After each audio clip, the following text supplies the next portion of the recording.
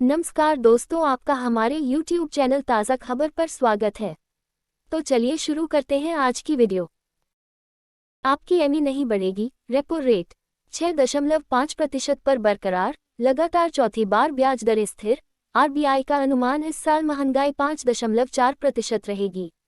RBI ने लगातार चौथी बार ब्याज दरों को 6.5% पर जस का तस रखा है, यानी आपकी एमई नहीं बढ़ेगी।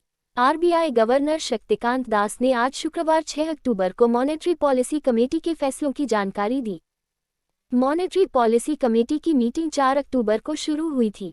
आरबीआई ने आखिरी बार फरवरी 2023 में रेपो रेट बढ़ाकर 6.5% की थी। तब से इसमें कोई बदलाव नहीं हुआ है।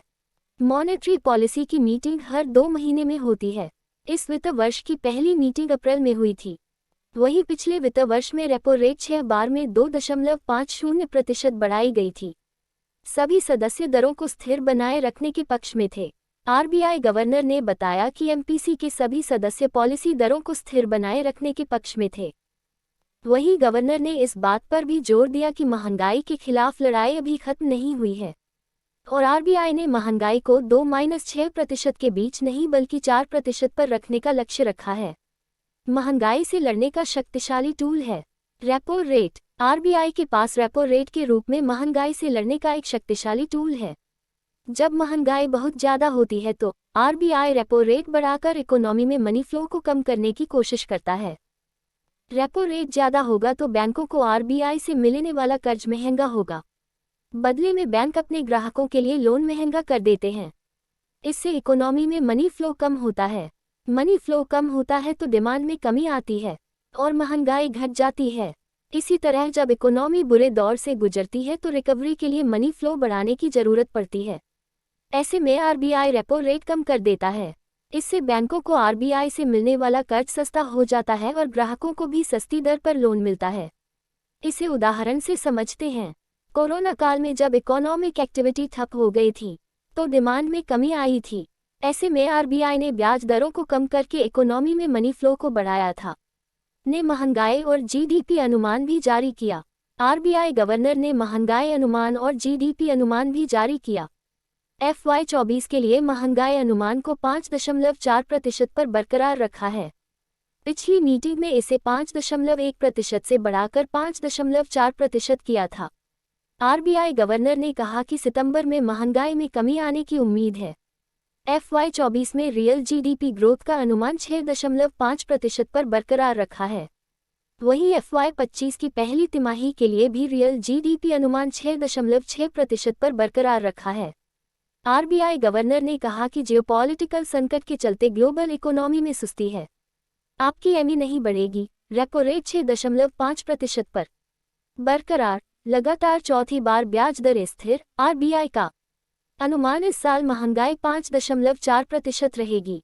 मुंबई 3 घंटे पहले आरबीआई ने लगातार चौथी बार ब्याज दरों को 6.5% पर जस का तस रखा है, यानी आपकी एमई नहीं बढ़ेगी।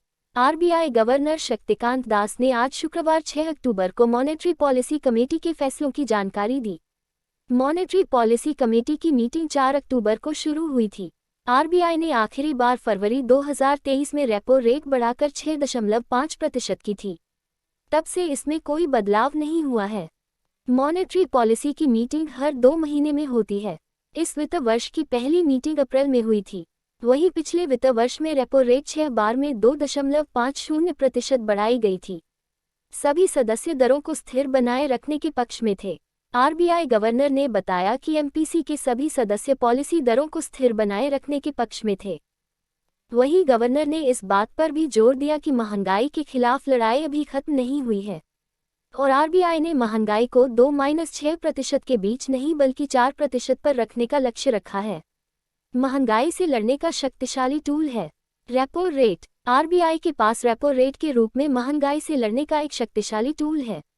जब महंगाई बहुत ज़्यादा होती है तो आरबीआई रेपो रेट बढ़ाकर इकोनॉमी में मनी फ्लो को कम करने की कोशिश करता है। रेपो रेट ज़्यादा होगा तो बैंकों को आरबीआई से मिलने वाला कर्ज महंगा होगा। बदले में बैंक अपने ग्राहकों के लिए लोन महंगा कर देते हैं। इससे इकोनॉमी में मनी फ्लो कम होता है। मनी फ्लो कम होता है तो डिमांड में कमी आती है और महंगाई घट जाती है। इसी तरह जब इकोनॉमी बुरे दौर से गुजरती है तो वीडियो अगर हमारी वीडियो पसंद आई हो तो वीडियो को लाइक करें और चैनल को सब्सक्राइब करें ताकि हमसे मिलने वाली वीडियो आपको सबसे पहले मिले। Thank you.